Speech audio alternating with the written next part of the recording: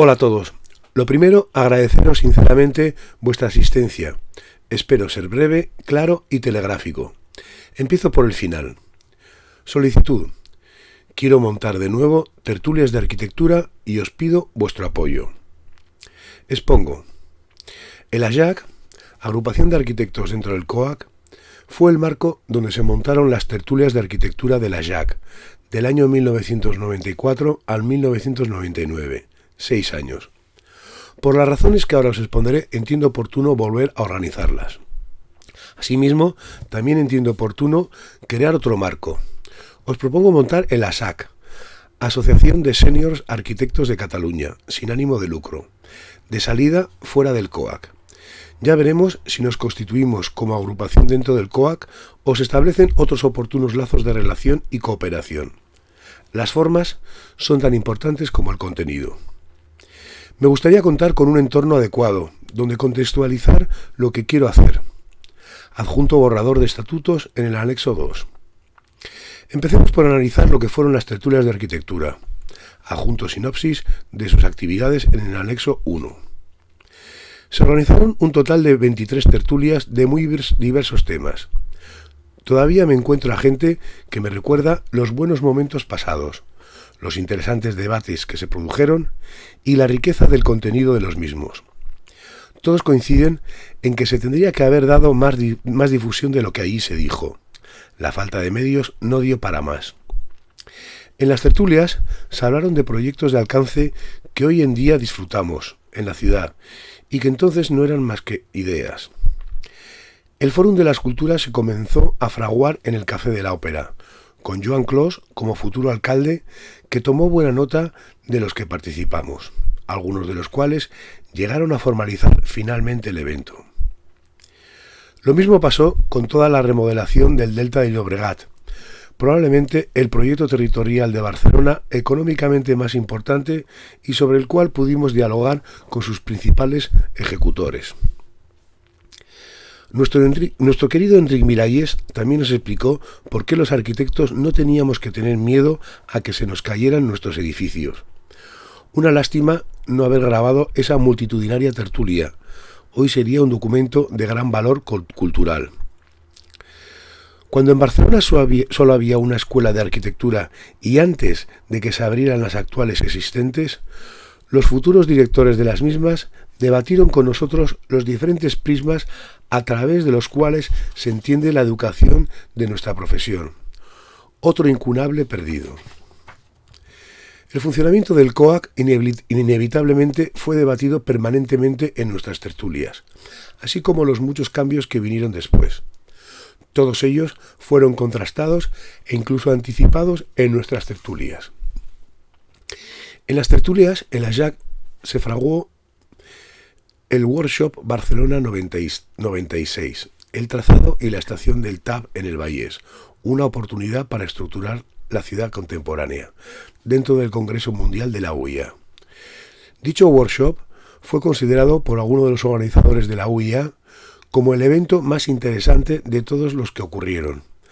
Fue el evento organizado por el AJAC que más administraciones, departamentos de universidades, fundaciones, colegios profesionales, empresas privadas, arquitectos y estudiantes aglutinó en un proyecto conjunto.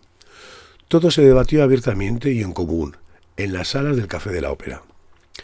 Cuando ya me cansé de poner carteles con mi Vespa en las escuelas de arquitectura, a escondidas de los bedeles, llevar el anuncio a la revista mensual del colegio para rogar me lo publicaran, y por otras razones personales dejé de organizarlas. Con posterioridad, ha habido otras intentonas por otras personas de organizar tertulias de arquitectura en Barcelona. Por lo visto, no tuvieron tanto éxito, probablemente porque no se organizaron con la independencia y libertad como las que se produjeron en el Café de la Ópera. Ya han pasado más de 20 años desde que organizamos la última tertulia. Es momento de hacer balance con la objetividad que dan los años. Han pasado muchas cosas y demasiadas no son de nuestro agrado. Lo cierto es que el rico debate arquitectónico y artístico que siempre gozó Barcelona ha desaparecido del panorama actual de la ciudad. Parece que ya no la reconocemos. Recuerdo que mis clientes de Barcelona se distinguían del resto de lugares porque me llamaban para hacer la mejor tienda del mundo, la casa más original del momento, la ordenación más vanguardista que hubiera. Ahora solo me llaman porque mis honorarios son razonables. La economía se comió el arte. Se ha perdido el qué frente al cómo. Nos olvidamos que en Barcelona la bolsa estaba en el mismo edificio de la Real Academia de Bellas Artes de Sant Jordi. Arte y economía siempre iban a la par. Tanto artistas como empresarios lo tenían claro. Eso ya forma parte del pasado. Lo cierto es que esta crisis está arrasando con todo. Los arquitectos, concretamente, estamos sufriendo directamente en nuestras carnes el haber formado parte del tren que descarriló. La liberalización del mercado y especialmente el desinterés de nuestra administración por los valores de nuestro oficio fueron la puntilla. Nunca olvidaré los consejos de Andreu Mascolell, economista, experto en microeconomía y conseller de Economía de la Generalitat presidida por Artur Mas, que nos dio en el año 2010 y en sede colegial. Junto a Lluís Comerón, a los asustados arquitectos que fuimos a oírles. Comerón veía luz al otro lado del túnel. Mascolell le replicó diciendo que esto no había empezado. Fue muy claro. Solo existían dos alternativas de futuro. O nos reinventábamos o nos internacionalizábamos. Es decir, o dejábamos de ser arquitectos o nos pirábamos. Con un par. No lo sacamos a gorrazos del colegio. Así nos va. No hay rencor. Si acaso, como siempre, las gracias. En aquel momento yo no tenía los medios económicos para viajar y personalmente no me podía permitirme el lujo de desaparecer en esos momentos. Muchos compañeros que lo hicieron volvieron con el rabo entre las piernas años después. Por lo que opté por reinventarme, es decir, convertirme en un mercenario. No había otra. Arquitectura de trinchera. Trabajé de comercial, a porcentaje de ventas en un extraordinario y carísimo producto acondicionador acústico. Nadie invierte en acústica en medio de una crisis. Monté una constructora low cost online para conseguir una hipoteca de la caja. Solo me llamaban para pedirme trabajo o venderme sus productos. Monté un coworking en mi querido despacho. Solo vino un amigo de mi hijo, apenas podía pagarme, pero al menos me hizo compañía. Impartí clases particulares de proyectos a estudiantes descarriados. Solo querían que les hiciera los proyectos para aprobar. En Barcelona Activa hice 2 cursos gratuitos. Uno de BIM. Aprendí lo necesario para darme cuenta lo inútil que era en las pequeñas obras de reforma que hacía. Al menos, en el futuro no me la meterán los que contrate para perder el tiempo parametrizando miles de datos de dudosa utilidad. Hice otro curso de coaching laboral para mayores de 40 años. Al menos, aprendí que yo era muy resiliente, muy capaz de aguantar el dolor. También fui a un buen psicólogo. Más vale tarde que nunca. Etc, etc, etc. Lo único que leía eran anuncios, normativas, memorias y mediciones. Y lo único que escribía eran emails. Ser mercenario ocupa mucho tiempo. Apenas viajé, hasta que comencé a viajar empujado por mis hijos. En el 2014 y 15 hice 2 viajes a Delft, Holanda, a ver a mi hijo estudiante de arquitectura de Erasmus. Pude ver que más allá de los Pirineos se respiraba otro aire y había otra luz. En noviembre del 2014 visitamos la barrera de Maasland, en Maaslandkerinwer, perdonad mi holandés, en los Países Bajos, construida por el consorcio BMK, Bouwcombinate Maaslandkering, la ingeniería HBG, ahora BAM, y los contratistas Walker Stevin y Hollandian Close. Es el artefacto más caro y grande construido por el hombre. Fue diseñada para resistir marejadas ciclónicas.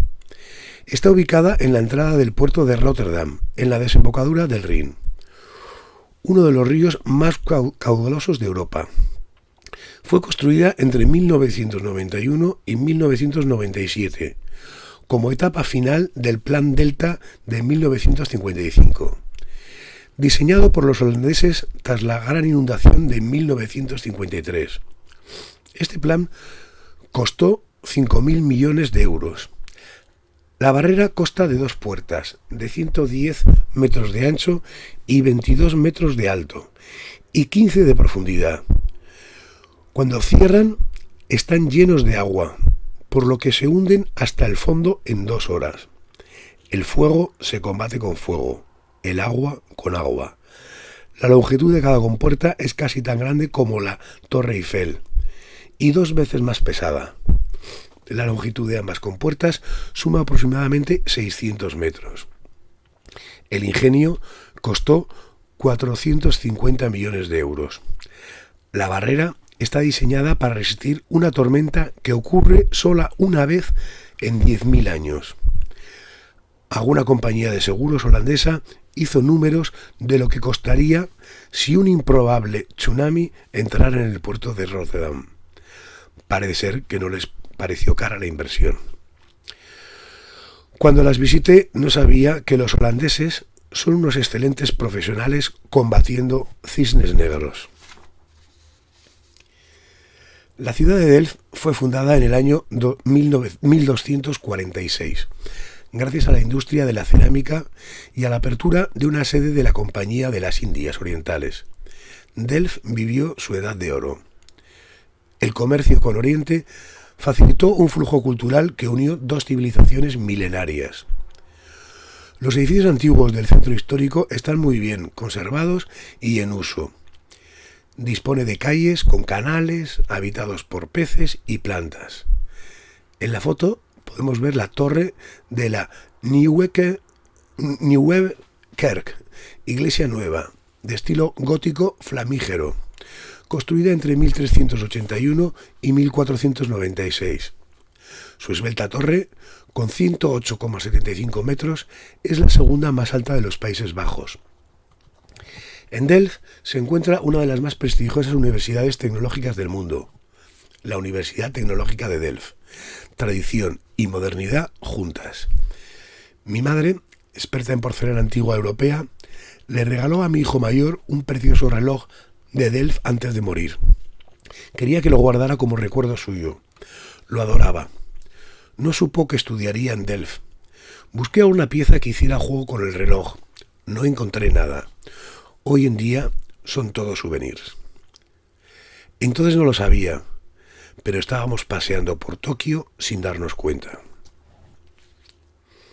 En agosto de 2015 fui a buscar a mi hijo mayor para volver a Barcelona. Finalizó un brillante Erasmus de arquitectura. El viaje coincidió con su cumpleaños. Me organizó una inolvidable tournée arquitectónica por Holanda, Bélgica y Alemania. Visitamos la Burgen-Klausfeld-Chapel en Metzenich-Eifel, Alemania, obra de Peter Zumthor. Esta minúscula edificación fue construida por humildes agricultores, sus amigos, conocidos y artesanos del lugar en el año 2007, sin apenas medios materiales y económicos. El interior es profundamente místico e íntimo. Inevitable la reflexión. Hay que pensar de una manera que vaya más allá de la forma y la construcción. En el 2018, mi hijo mayor, ya arquitecto, se fue a Australia a trabajar. El pequeño y mi mujer me convencieron para ir a verlo en septiembre. En Barcelona ya poco más se podía hacer. Efectivamente, fuera de Barcelona había mucha luz. En una camper nos recorrimos 3.500 kilómetros, siguiendo la costa desde el sur de la Gran Barrera del Coral hasta Sídney. Visitamos la paradisíaca y minúscula isla de Lady Musgrave, en la Gran Barrera de Coral, en el estado de Queensland. De todas las maravillas naturales que vimos, Lo que más me impresionó fue esta pequeña ave migratoria, un nodi negro o nodi de gorra blanca, Anus minutus. Es un ave marina de la familia Laridae. Es una especie de golondrina de mar de tamaño mediano, con plumaje negro y una gorra blanca. Cría en la isla desde septiembre y marzo. En el invierno austral emigra al hemisferio norte hasta Siberia, atravesando el Pacífico. Un agotador viaje anual de 11.000 kilómetros. De Barcelona a Brisbane hay 16.700 kilómetros. Además de ser un prodigio de la evolución y adaptación al medio, es arquitecto. Construye su nido en los árboles con guano. Si algún día me encargaran una casa de campo, no sé si será deconstructivista, minimalista o neoprovenzal. Lo que sí sé es que tendrá un pozo, debajo de un porche en la entrada de la casa. De esta forma, las golondrinas criarán en este pequeño microclima, creado artificialmente, y evitaré que mis desesperados clientes me destrocen mi obra colocando inútiles mosquiteras y cortinas de plástico de colores en todas las aperturas de la casa.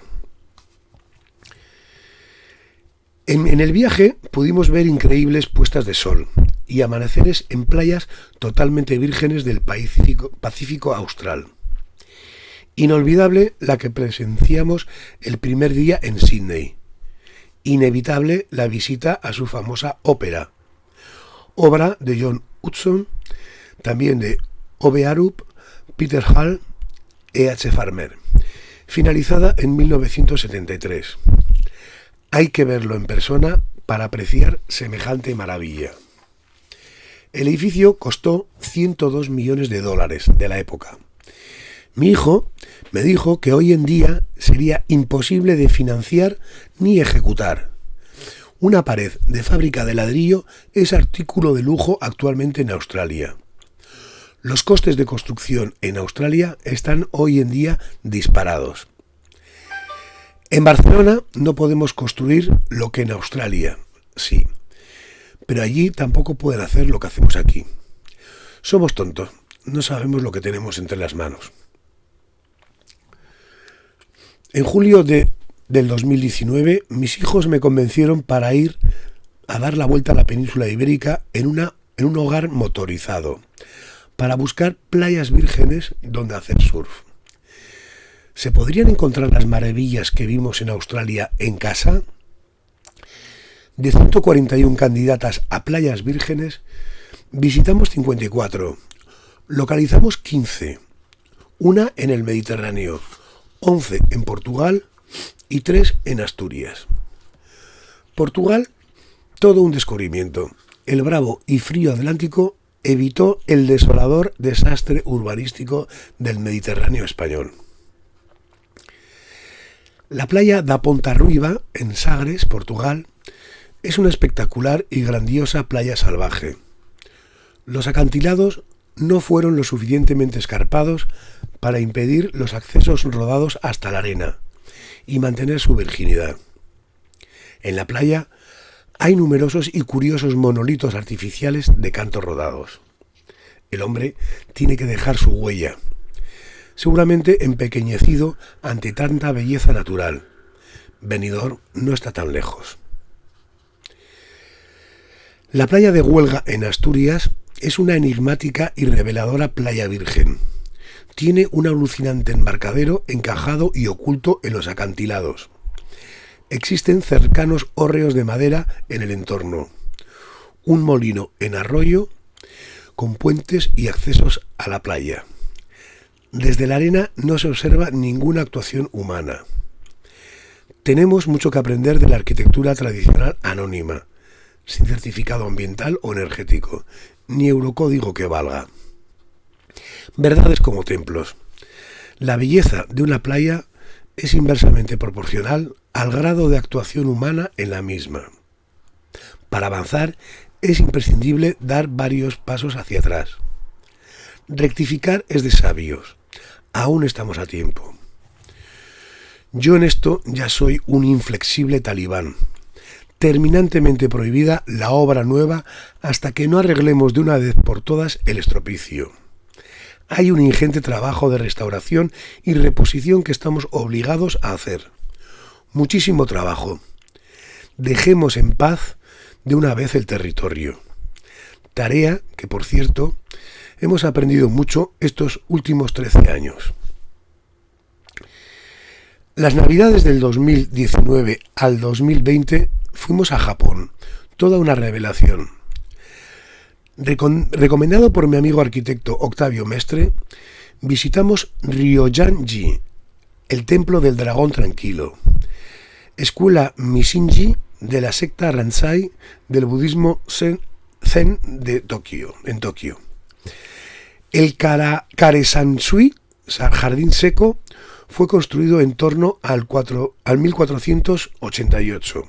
En el 1492 nosotros redescubrimos América. Su anónimo creador, un monje budista, no dejó ninguna explicación al respecto. 15 rocas cuidadosamente colocadas en 3 grandes grupos que flotan de manera fascinante en el mar de grava. Un ejemplo de aleatoriedad cuidadosamente calculada. No se pueden ver todas las piedras de modo simultáneo, lo que supone la mejor muestra de cómo nuestros sentidos nos engañan. Pura filosofía zen. Lo cierto es que no hay nada más placentero que sentarse enfrente del jardín y dejarse llevar. Observar en silencio, descansar, meditar. No lloré, como ya nos avisó mi amigo Octavio, ni sentí pero sí sentí una intensa emoción contenida por el descubrimiento. Hoy en día, científicos de todo el mundo intentan explicar inútilmente el fenómeno. Aquí está todo. Mies, Chillida, Le Corbu, etc., etc., etc. Aquí es donde nace el sol. Gran verdad. Para mí, solo Freddie Mercury se acercó a ese anónimo monje creando Bohemian Rhapsody, que nadie entiende, porque no explicó su significado, pero que increíblemente gusta a millones de personas. Creo que por primera vez toda la familia disfrutó junta haciendo shopping por Minamiaoyama Minato City, en Tokio. Es un auténtico festival arquitectónico de tiendas en edificios de lujo, todas diferentes y delicadamente diseñadas. Esto no existe en ninguna otra parte del mundo. El área metropolitana de Tokio tiene 37,8 millones de habitantes. Es la mayor aglomeración urbana del mundo. Pasear por sus calles y barrios nos produjo la misma sensación que se siente al estar paseando por Cadaqués o por el centro histórico de Delft. Esto es urbanismo con mayúsculas. Esto es Shibuya Crossing, en Shibuya City, uno de los muchos epicentros de Tokio.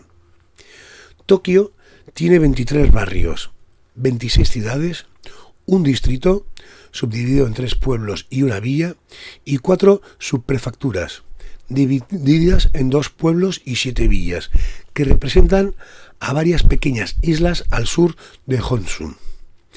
En total ocupa 13.555,8 kilómetros cuadrados. No vi un papel ni colilla en el suelo. Silencio absoluto.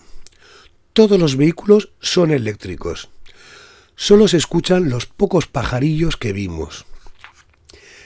Las masas de japoneses no nos dieron ni un empujón. No vimos ni un mendigo o mantero. Increíblemente, nos devolvieron íntegramente todo lo que extravíamos por despiste. Estéticamente es lo más parecido a Blade Runner que he visto en la realidad. Curiosamente, es humanamente civilizado. Para mí, lo mejor de Japón no es lo que os he explicado. Es el Japón, contracción de Japón y Pou, polvo. la nieve polvo virgen que solo se encuentra en este enclave geográfico del mundo entre el Pacífico y Siberia. Es imposible explicarlo con imágenes o con palabras. Hay que sentirlo. Recordaré siempre los gritos de mi hijo pequeño cuando nos deslizábamos los 4 sobre 45 centímetros de Japón, en la estación de Hakuba en Nagano. Papá, por esto solo ha merecido la pena venir a Japón. Millones de japoneses y visitantes del país lo desconocen. Dudo que Mies, Le Corbusier, Chillida, Freddie Mercury o mi amigo Octavio lo hayan experimentado nunca. Quizás el anónimo monje que diseñó el Kare-sansui de Ryojanji sabía de lo que estoy hablando. Ahora entiendo por qué los Fernández Ochoa consiguieron las 2 primeras medallas olímpicas de invierno de España en Japón. Después de esquiar toda su vida en Navacerrada, no daban crédito sobre lo que se deslizaban.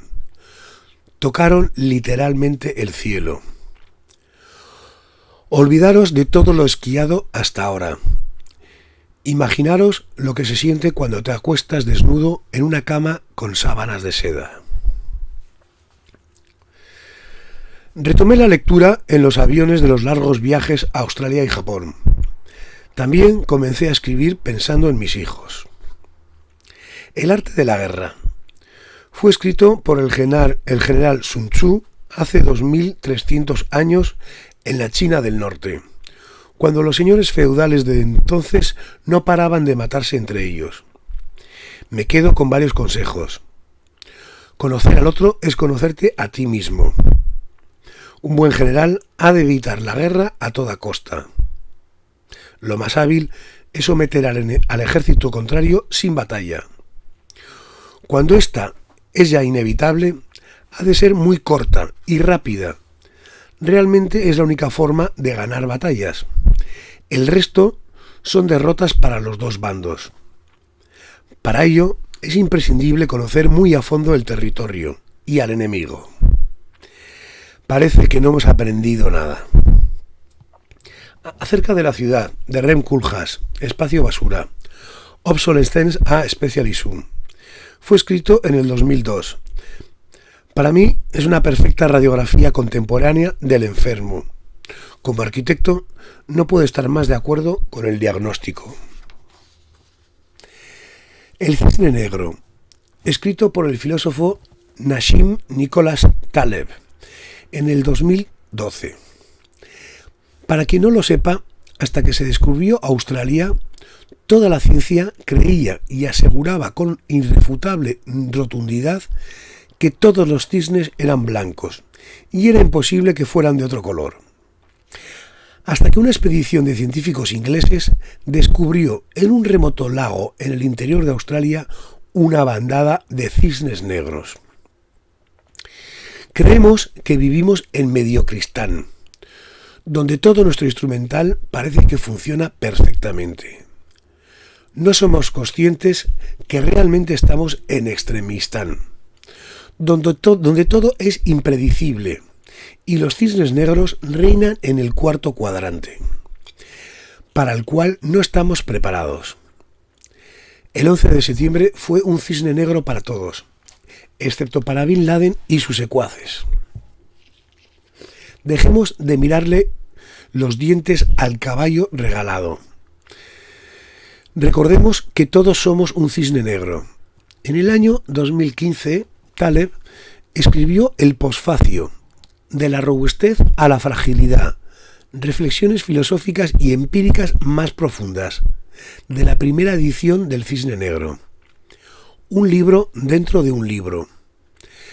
En la sección 1, Aprender de la madre naturaleza, la más vieja y sabia, al final del apartado Densidad de las especies, página 414, concluye: yo, por mi parte, sí veo los riesgos de que un extraño y grave virus se propague por todo el planeta. Es evidente que Taleb sabe muy bien de qué habla, y de forma tan ilustrada. entiendo imprescindible tener muy presente lo que nos dice sobre los cisnes negros. El futuro es vegetal, escrito por el biólogo Stefano Mancuso en 2017. Las plantas llevan millones de años sobre la Tierra y seguirían en ella cuando nos destruyamos. No nos necesitan, aunque estoicamente nos soportan y mantienen vivos. Son el paradigma de la vida contemporánea por su flexibilidad y fragilidad del mundo humano y animal. Por fin entendí como arquitecto perfectamente y de una vez por todas que ser sostenible no es poner plantas, sino que es pensar como ellas, que es muy diferente y que no hay otra alternativa. El Green New Deal Global, escrito por el economista Jeremy Rifkin en el 2019, es un audaz plan económico para salvar la vida en la Tierra.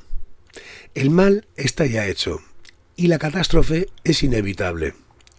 Solo existe una salida y lo vamos a vivir inevitablemente en nuestras carnes.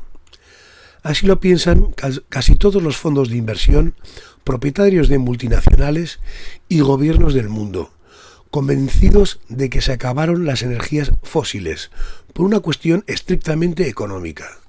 La revolución ha empezado.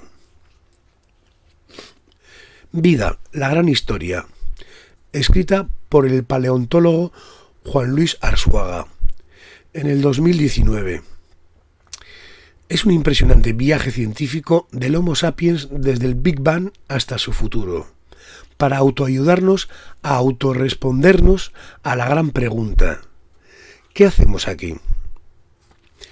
Conmueve que un científico de la talla de Arzuaga, en este libro repleto de referencias científicas de insignes investigadores, incluya solo una referencia a una obra de arte, La espiral del viento 3, del escultor Martín Chirino, una obra realizada en el año 2003, en bronce, ubicada en las calles de Las Palmas de Gran Canaria. Es el único artista que aparece en el libro. Concluye con una frase colocada en el cartel junto a la escultura, probablemente redactada por un funcionario del Departamento de Turismo de la isla. El mejor modo de predecir el futuro es inventarlo. A mi vuelta de Japón, llamé a mi amigo arquitecto Enric Mir. Tengo muy claro que aquí profesionalmente queda muy poco margen de maniobra. Solo hacer poco y muy bien. No hay más. Tampoco podemos permitirnos el quedarnos cruzados de brazos y esperar el próximo cisne negro. A lo mejor hay que provocarlo. El mejor modo de predecir el futuro es inventarlo. El próximo jueves, 4 de abril, ya he invitado a Marta Benedito, Ivette Gasol, Carlota de Gispert, Ana Young, Lucía Millet y Clara Vidal del despacho de arquitectas de cierto estudio, para que nos ilustren explicándonos el interesante proyecto que están realizando en un edificio de viviendas sociales para la Illa de Glorias. Un proyecto ganador de un concurso organizado por el Ayuntamiento de Barcelona. Será el edificio de madera más grande de Barcelona. El tema de debate que propongo será arquitectura low cost en Barcelona, la comunidad habitacional Illa Glorias, aquí en los salones de la primera planta del Café de la Ópera. Entiendo muy oportuno iniciar esta nueva edición de las tertulias de arquitectura invitando a un estudio de arquitectura compuesto solo por mujeres. Siempre será poco lo que hagamos para compensar tantos milenios de machismo, especialmente en nuestro gremio. Esta vez espero que nos oigan incluso en Australia. Las redes nos ayudarán. Concluyo sintetizando mis intenciones.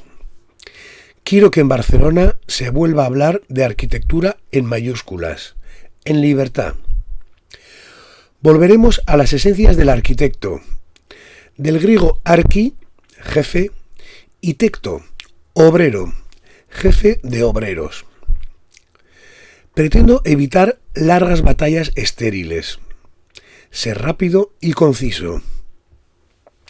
Vamos a analizar detalladamente al enfermo. Huiremos de pensar como animales en mediocristán e intentaremos aprender a pensar como vegetales en extremixtán. Para ello, traeremos a esta sala a los mejores domadores de cisnes negros, que a verlos haylos, para que nos enseñen sus artes. Para ello, nos moveremos exclusivamente en el cuarto cuadrante. Pondremos a prueba si el Green New Deal global que viene es una buena hoja de ruta para sortear el desastre. Vamos a predecir el futuro inventándolo. Nos deslizaremos desnudos entre sábanas de seda. Solo juntos podemos ir a sac.